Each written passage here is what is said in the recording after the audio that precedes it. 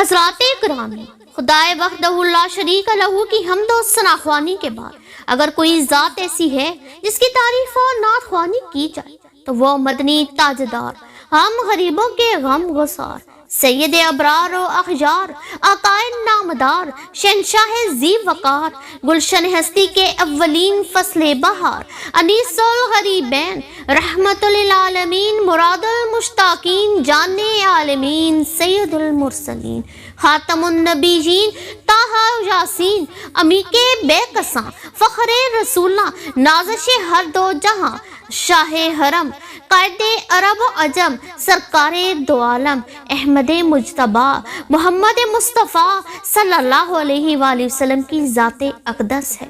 شاعر کہتا ہے رسول مجتبی کہیے، محمد مصطفیٰ کہیے، خدا کے بعد بس وہ ہیں، پھر اس کے بعد کیا کہیے، شریعت کا ہے یہ اسرار، ختم الانبیاء کہیے، محبت کا تقاضا ہے، محبوب خدا کہیے۔